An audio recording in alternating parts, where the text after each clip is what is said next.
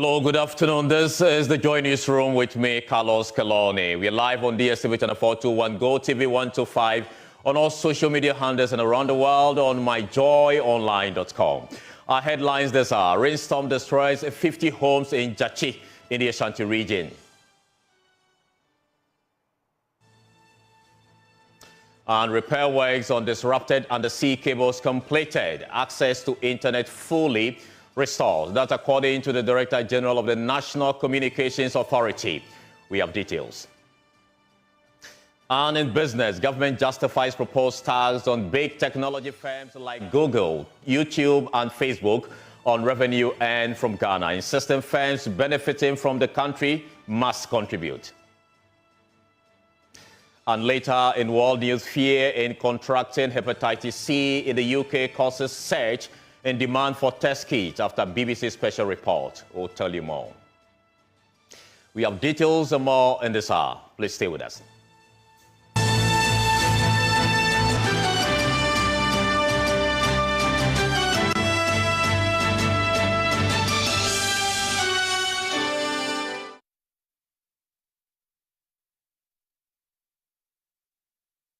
We are grateful you could join us here. Now, in our very first story, a rainstorm has wreaked havoc in the Jachi township in the Bosonchi district of Ashanti region, leaving hundreds displaced. The rains tore roofs of over 50 houses, destroying valuables and structures. Officials of the National Disaster Management Organization, NADMO, have visited the community to assess the extent of damage to enable them to provide the needed intervention. Clinton Yebua has more in the following report. Right. It's a very sad scene to see here at Jachi in the Bosomchi district. Just as you can see, residents are trying to gather the few valuable items that they could gather. The rains that happened last night have wreaked havoc to an extent that some things have been damaged beyond repairs. You can see all roofs in this particular house I am in Jachi have all been ripped off. You can also see valuable items soaked in water. I would be speaking to some of the affected persons to find out how exactly this has affected them. You can see from the faces how sad they are about the situation, because most of them, this is a remote and secluded area in the Bosomchi district. And so many people, many inhabitants here are more middle-aged and also vulnerable people. The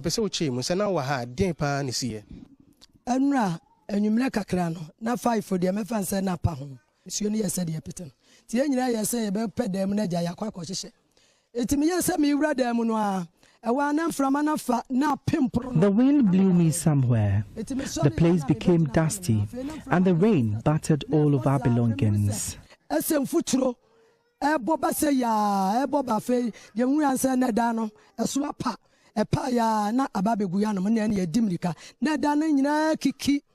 And yes, I am Yasam Kitoya after mattress Yadaso, Yanyamanina.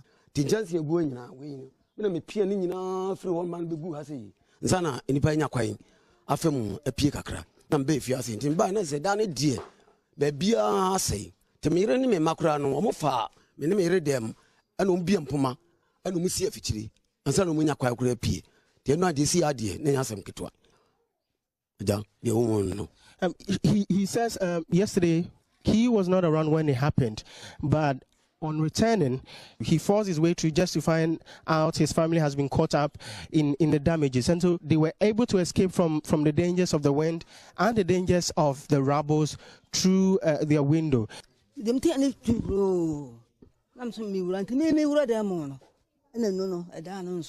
All that I saw were the remains crashing on me. I was saved by my son. Now, the fortunate part is that no deaths have been reported, but rooms have been left open, wide open to air and to sun. And so, Tonamini around, and you know, right now, we don't know what to do. We don't know what to do. It's almost sad. I don't know what to say. If you are a dying Dumian, a dining a bubu say a new guswa ceiling, a what demo, and chance a guswa nina free. Joseph Assuming is the district chief executive officer of the Bosomchi district. What we intend to do immediately is to give them mattresses, at least for a start. And thereafter, we shall think of other things like roofing, sheets, and cement. But immediately, what they need most is mattresses. Mattresses, yeah. The number is quite enormous, but we are still counting. We are still assessing, so that the proper time we shall give a final figure as how much has been damaged at Jache and its surroundings. But it's quite enormous.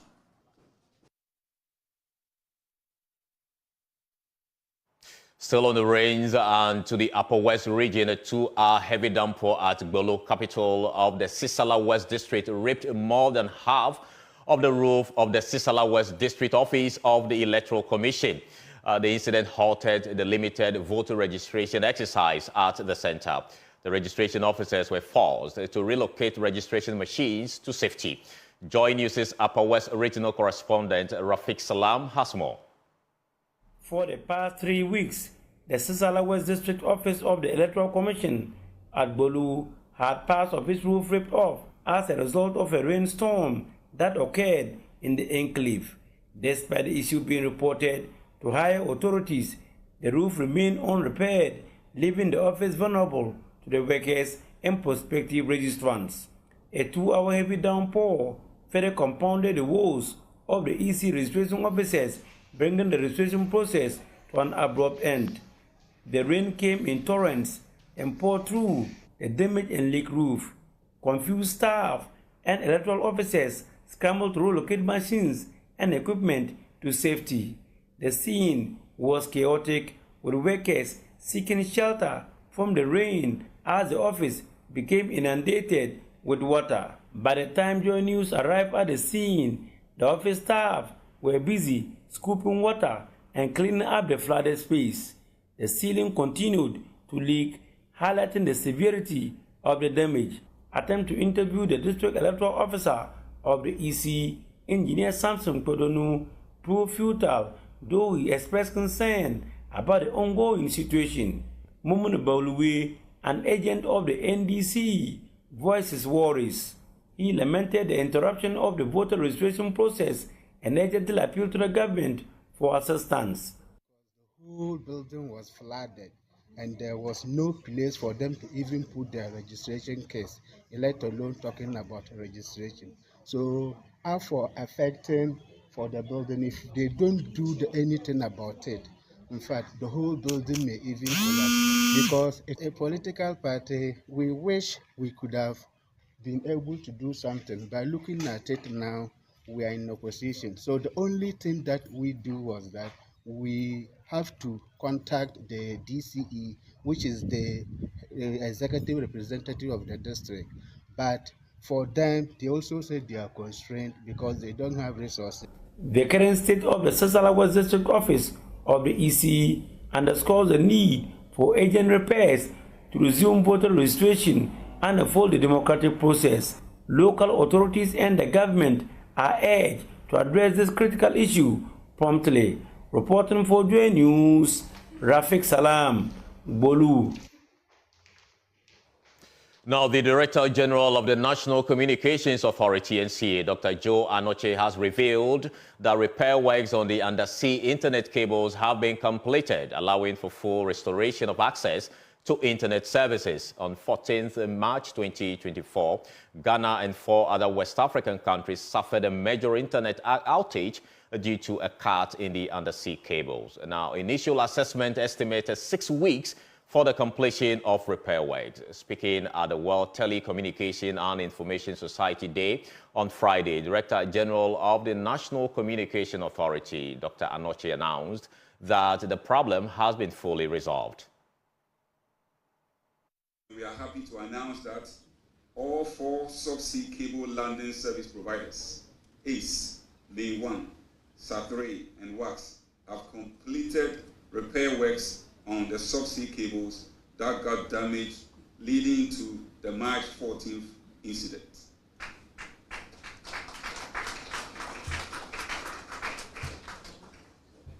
Repair works on SAT3 cable was completed on 6 April 2024. The ACE cable was repaired on 17th April 2024. The WAS cable was repaired on the 29th April 2024. And last but not least, the Lane 1 cable repairs were completed on May 8, 2024. According to the subsea cable service providers, all the 4 cable faults were found at a crossing with a subsea canyon off the coast of Abidjan called Littoral Sanfon Canyon.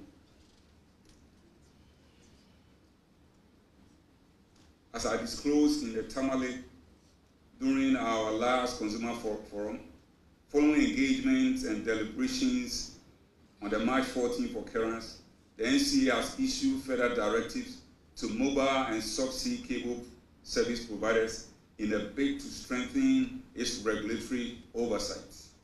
They include a requirement for all submarine cable operators to submit their backup and redundancy plans to ensure business continuity and seamless connectivity to data services should their cable get cut or develop a major fault. In addition, all mobile network operators are to maintain their existing redundant submarine cable links within Ghana and to connect to a submarine cable provider in the sub-region that is currently not landing in Ghana.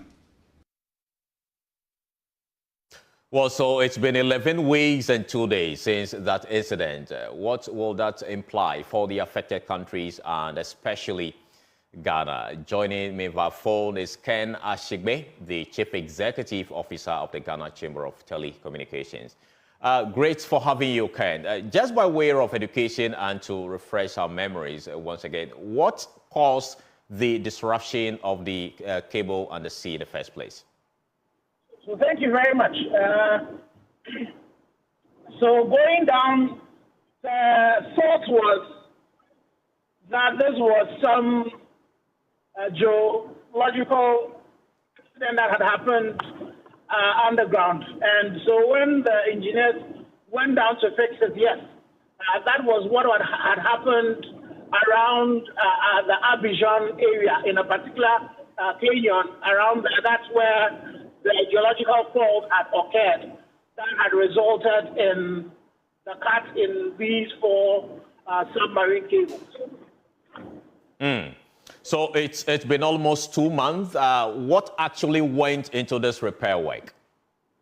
Well, so all you would have to do, depending on where the cable is either you send divers down to go fix the cable there, or you bring the cable on board the ship and they repair that. So that was what was done for all the 4 cables that were involved. And it's quite some engineering work that has to go into, because some of the cables were really very deep, about 3 kilometers down. And so you needed to go down there to be able to get those works done. All right. We hear also that soon internet users in the country can enjoy satellite internet through Starlink without any more challenges. What difference would that bring to the space?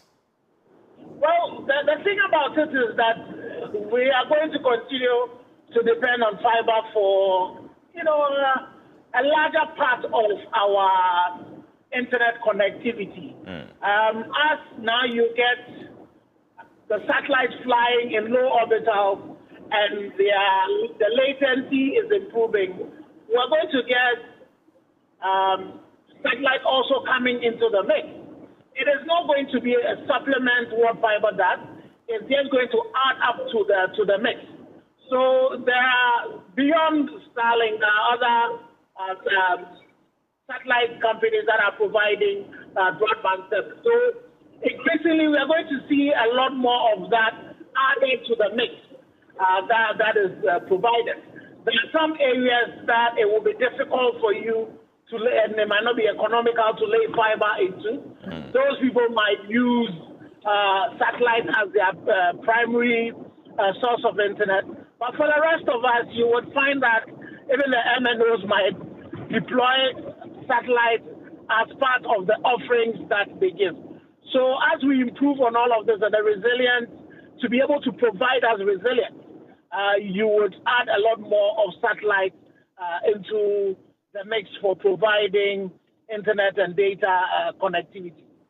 All right, before I let you go, how about telecommunications services subscribers and the quality of service henceforth? Will we see any improvement in terms of the quality of service we enjoy? You know, what had happened is that even before the repair started happening, what happened was for the telecommunication service providers and the undersea cable providers to look for alternatives. So at some point, before even the cables were fixed, we were back up to speed in terms of the capacity that was required. And so definitely once now you have all those cables fixed, we'll be hoping that quality of service would improve. But the other challenges beyond the submarine cables that come, when we continue to have the incidents where there are a lot of fiber cuts that go on, when these roads works are happening, when drainage works are happening, and other private developers, these fiber cuts that happen, they result in they impact significantly our quality of service. So as we build on the resilience of the undersea cables and other terrestrial connectivity, we need to ensure that our trunks and then the last mile connectivity are protected. We all have seen the importance of data connectivity to our lives. So we need to start treating fiber connectivity as a critical resource, and that needs a lot of protection that we've been doing in the past. So if we want to see further improvement in the quality of our services, we need to do a lot more in protecting our fiber infrastructure. Finally, we hear the East African neighbors are equally having challenge with regards to this issue. Should those of us in West Africa be worried that whatever is happening in East Africa could have some impact on access to internet here? Not really. It will not affect us that much because if you see most of our connectivity routes westward into Europe. But the thing about it is that it just tells all of us that we all need to be working on now. It's not about an issue of redundancy anymore. It's about resilience. So what are the things that we need to do to ensure that we are a lot more resilient than we are? So beyond the submarine cables, how do we connect ourselves as a continent terrestrially as well, so that there are several routes that you take to ensure that when your neighbor is down via the sea, you then are able to provide connectivity to them via the terrestrial cables and all of that. And then we might have to take some decisions in better protecting ourselves, from the impact of the anchorages of ships that result in fishing activities and all of that. We need to start paying particular attention to that. We might have to start, as a continent, deciding that we would have some buffers where the cables are to limit the impact of trawlers around those places, maximum of these places so that, ships don't drop their anchors in some of those places to damage them. So there are other things that we also need to do as a continent to be able to better protect, our fiber infrastructure. We are grateful to you. Ken Ashigbe is the CEO of the Telecoms Chamber here in Ghana.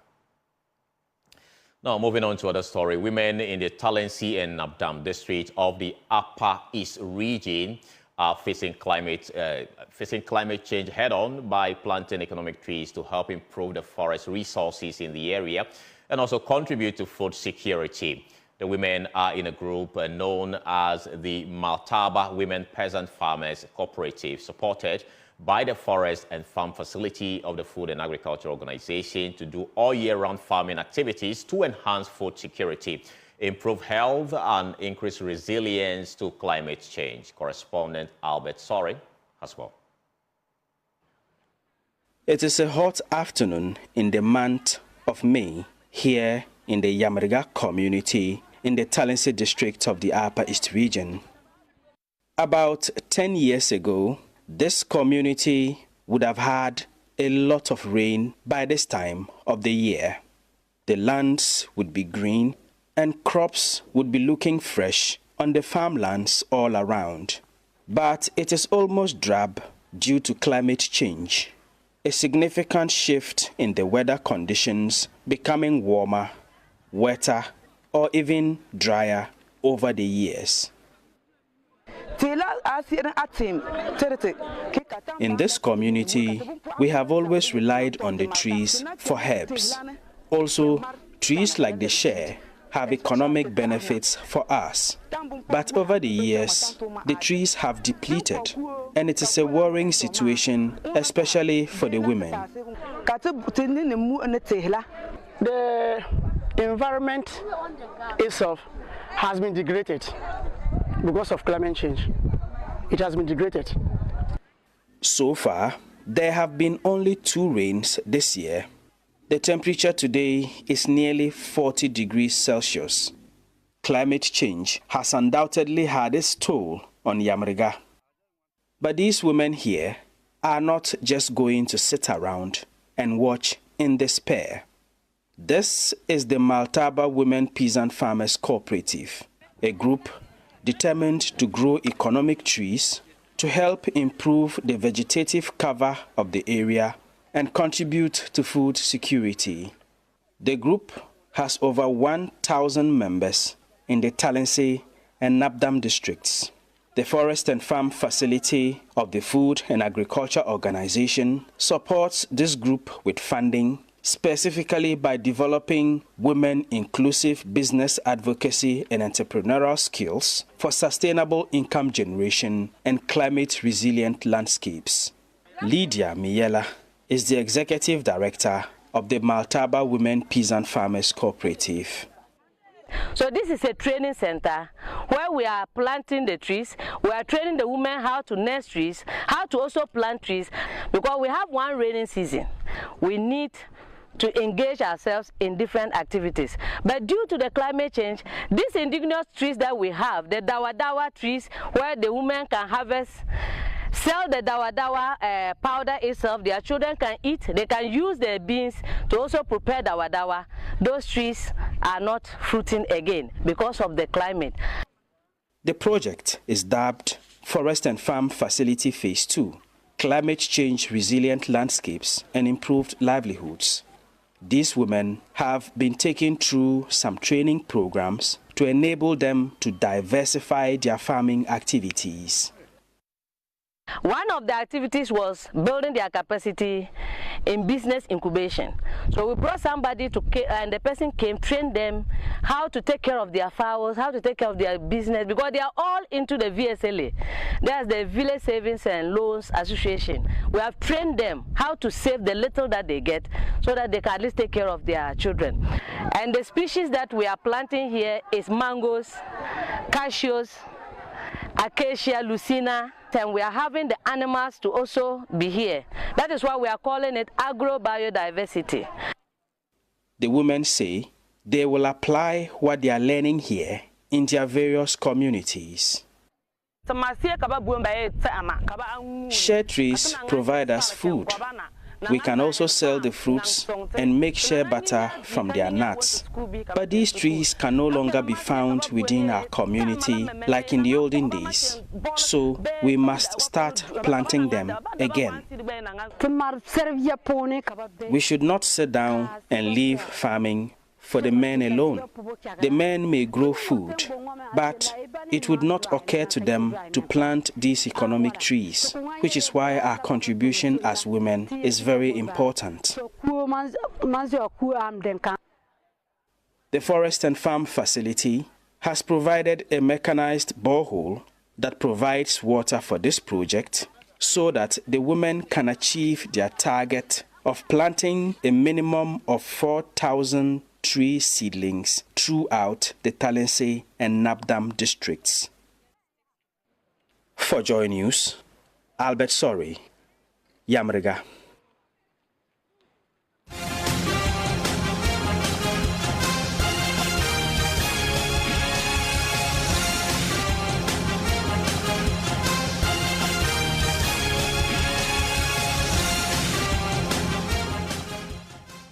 The Bono East Regional Communications Officer of the National Democratic Congress, the NDC, Suleiman Mohammed Mustafa, has described the recent visit of the Vice President, Dr. Mahmoud Bawumia, to the region as a move to deceive electorate.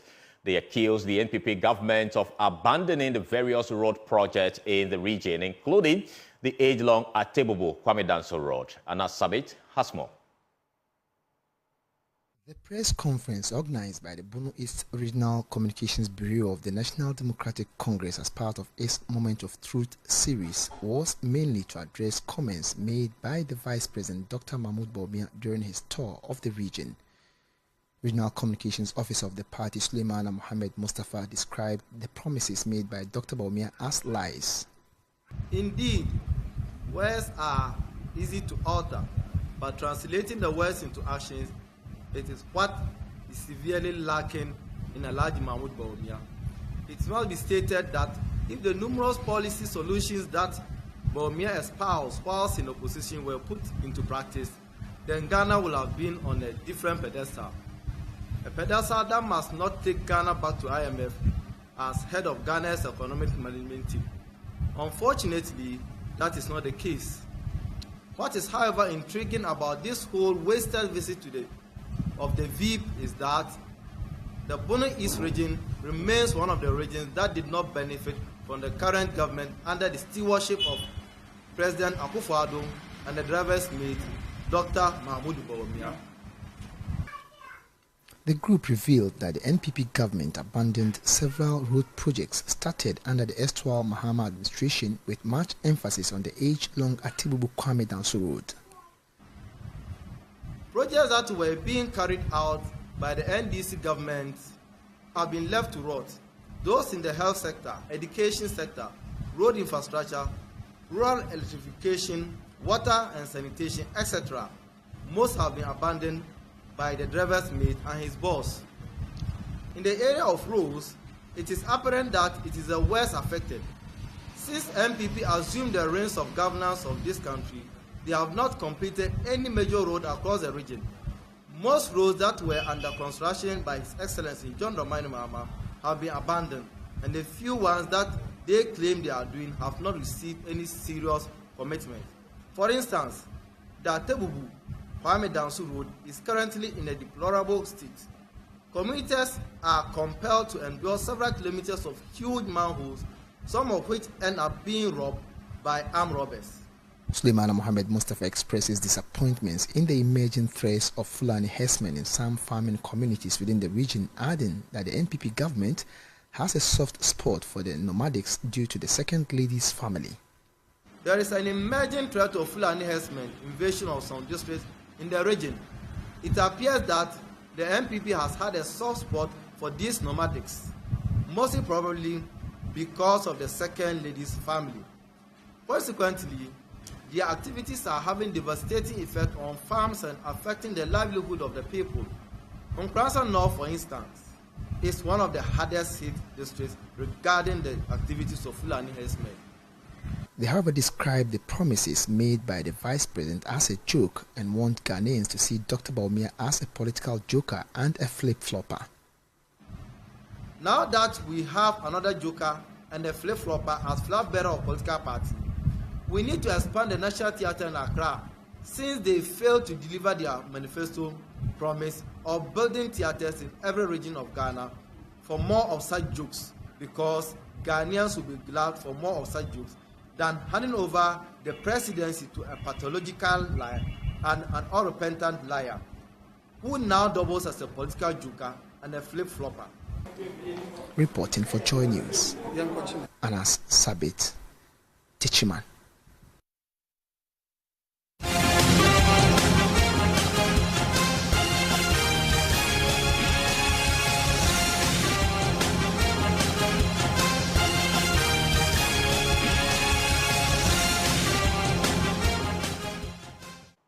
A senior lecturer at the SD Dombo University of Business and Integrated Development Studies, Dr. Baslid Bejanara, has emphasized the need for effective land management to attract investors and promote development. He noted that land litigation and multiple sales of land continue to hinder development as investors are hesitant to invest in areas with land dispute. He was speaking during a workshop in Wa. Rafiq Salam reports from Wa. The Simon Diedon Domba University of Business and Integrated Development Studies, SDDU-BITS, in collaboration with the University of Twente, the Netherlands, organized a 3-day workshop on profile and needs assessment in Ghana. The initiative brought together various land stakeholders to interact and address challenges in land administration. The collaboration between the two universities is driven by their shared mandate to address land issues, and which in turn will benefit the community and students. Dr. Basil Begaranara from SDDU-BITS and Professor Monica Lengwe-Boni from the University of Twente spearheaded the collaborative effort. Professor Monica Lengwe-Boni, who is an assistant professor at the Faculty of Geoinformation Science and Earth Observations at the University of Twente, expressed optimism about the collaboration. So this, for me, is a delight to see that there will be value, that the outcomes of these conversations here can actually be input also in the classroom, so that what also the acting Vice Chancellor said, what the government has introduced is student employability scale. When students come out, they need to be aware of what happens in the real world. So by learning what is already happening in the land sector, the students, after they graduate, they will be familiar with what they will already be experiencing upon employment. So for me, it is a great delight to see that our School of Land Administration Studies can contribute through collaboration to enable a kind of updating the curricula to align with what matters in practice.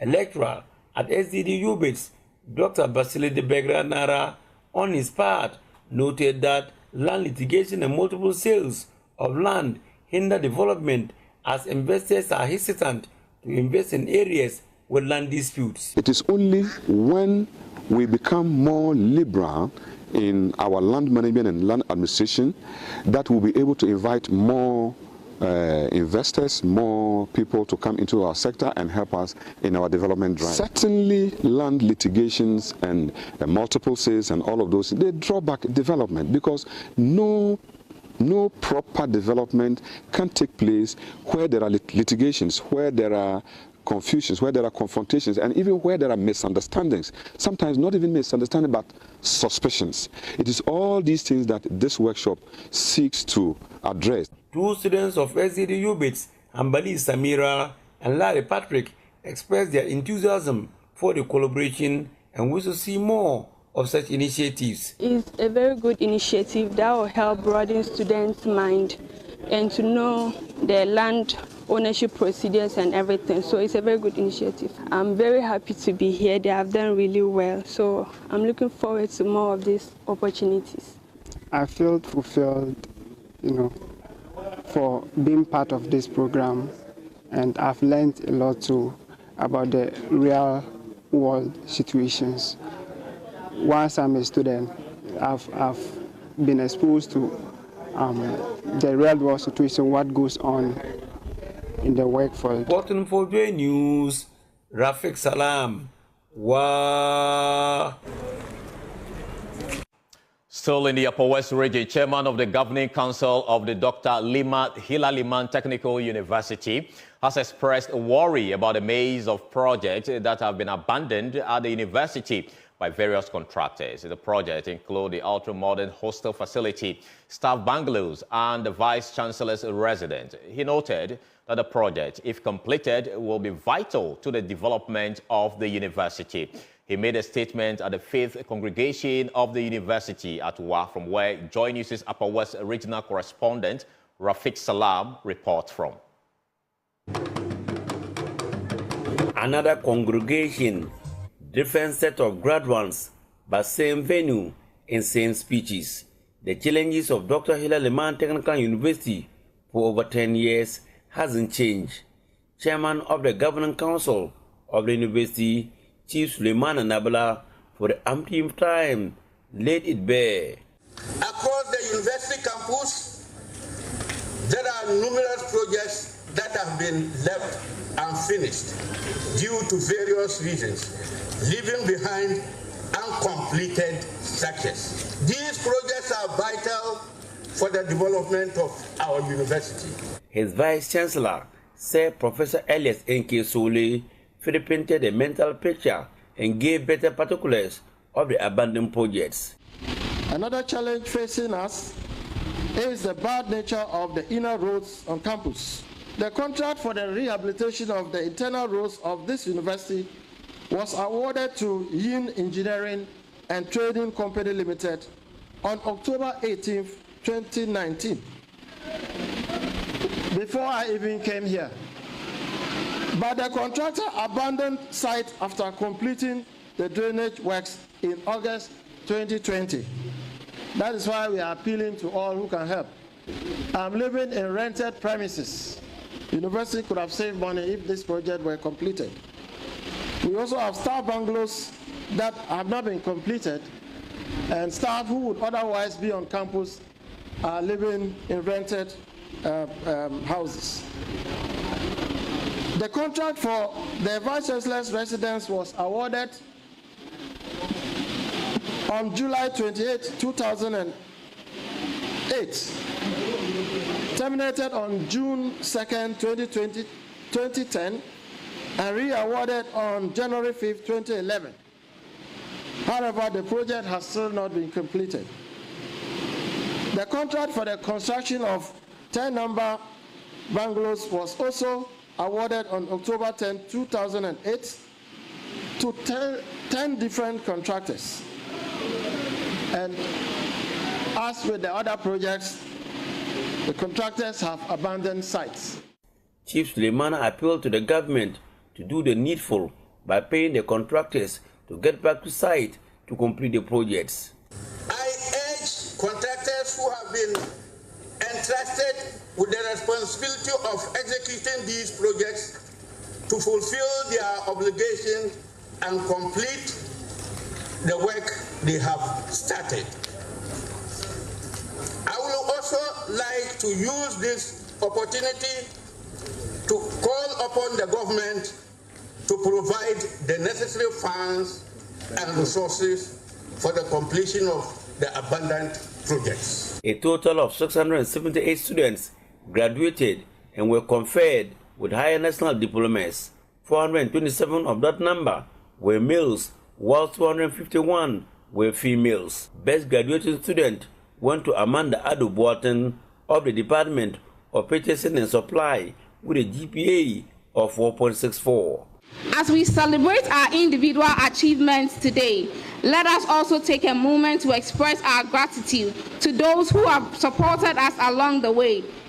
To our lecturers and mentors, thank you for your guidance. Reporting for Joy News, Rafiq Salam. Wow. Accounting firm KPMG has reiterated its commitment to building capacity of the youth by encouraging the habit of reading among school pupils. Speaking to Joy Business, Maushi Jikono, senior manager at KPMG, explained that the exercise, which is held annually, will contribute to building a generation which will positively contribute to Ghana's socio-economic development. She spoke at a ceremony to donate books and hold mentorship sessions for the Kanda cluster of schools as part of activities to mark World Book Day. World Book Day, celebrated on April 23rd annually, aims to promote reading among students. However, many corporate organizations worldwide extend the celebrations by hosting activities before and after the designated date. In Ghana, KPMG, an accounting firm, consistently organizes mentorship sessions and donates books to students. At a ceremony to inspire reading among pupils of the Kanda cluster of schools, Patience Jikunu, senior manager at KPMG, explains the rationale behind the initiative. At KPMG, as part of our corporate social responsibilities, to celebrate the World Book Day with them. As I mentioned, when it was the actual day, which is 23rd of April, the school was on vacation, so we agreed with them a day to meet with them, and that's why we are here, to donate these books to them, encourage the children to read, and also mentor them for a better tomorrow. What we do is donation of books to various schools, deprived schools within our community, and help the children improve upon their vocabulary, improve upon their knowledge, encourage them to read daily. She emphasized that developing healthy reading habits in children will foster a knowledgeable generation. Seeing what we are doing here, we are serving as mentors to them. They will see that when they also grow up, when they read, they also grow up and become responsible citizens. They will need to give back to the community. The government cannot do it all. We, as private businesses, also need to help in bringing up our communities, and that's how we can build a better Ghana tomorrow. The Circuit Supervisor of Education in charge of the Kanda Circuit, Antoinette Aye Akrong, noted that the gesture will motivate students to study diligently and excel in their examinations. I think this kind gesture should go to all schools, and then this will boost their morale to read. It will also increase the pass rate. When we talk about our BEC, it will also increase the pass rate, and then they will urge to move on to SHS and then to other heights. So not here alone, but they should extend it to other areas that they are also in need. You know, bringing such things boosts the morale of learners. And then when they see other people coming to their aid, they know they are not on the journey alone. They have the maximum support of every agency. You're still watching the Joy Newsroom with me, Carlos Caloni. We'll take a short break. We'll return with business. Please stay with us.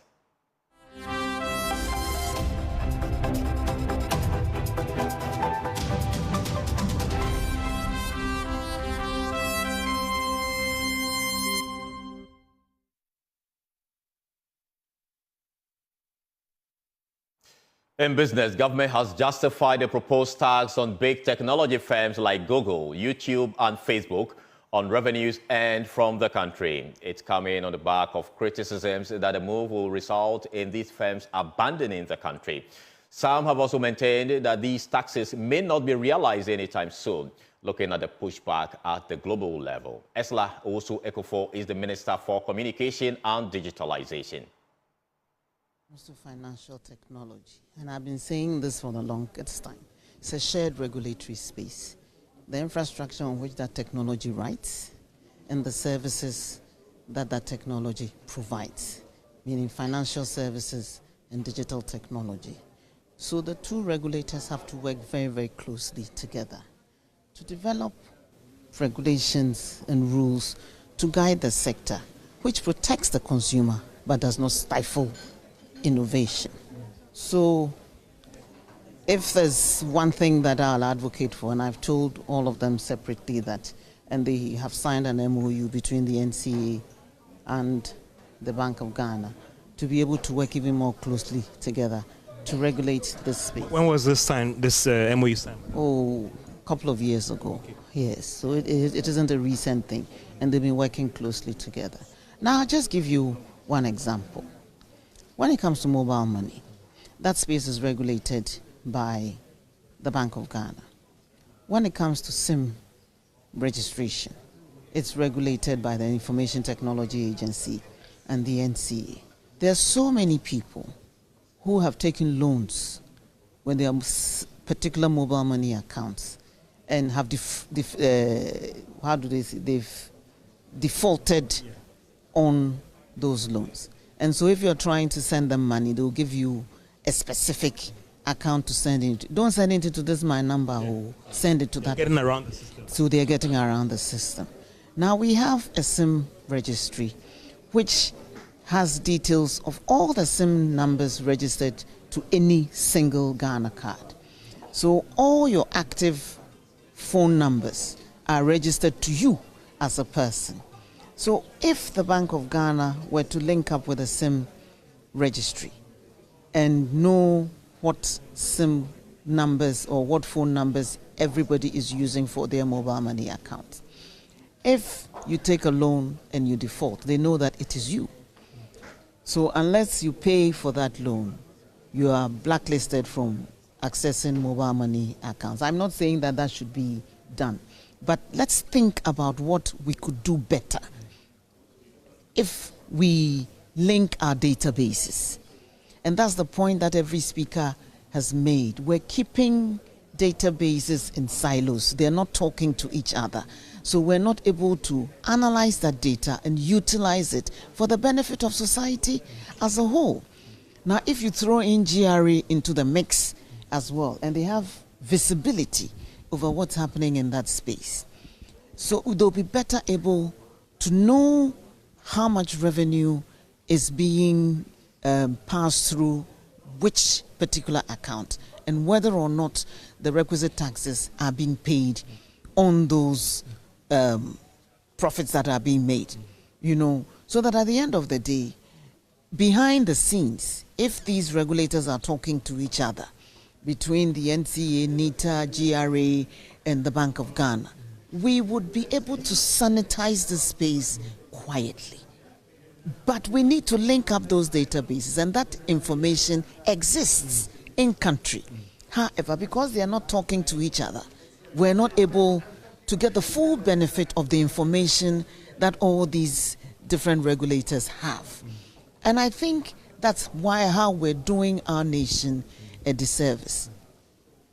Data like gold, if it is sitting there, is of no use unless you refine it and you utilize it and you analyze it, So let's move towards the point where we stop being too protective of our turf and work, and I mentioned it, in a whole of government approach, seeing that we're all working towards making our country much more efficient and to deliver optimum services to the people. That'll be all for business. We'll come back with more. Please stay.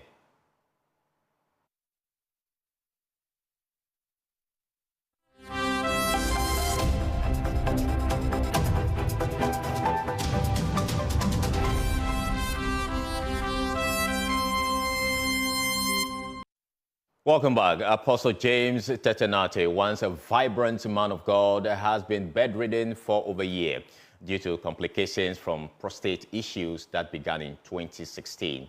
He now urgently needs financial support to cover his mounting medical bills. Joy News' Ira Ama Akwa has more in the following report.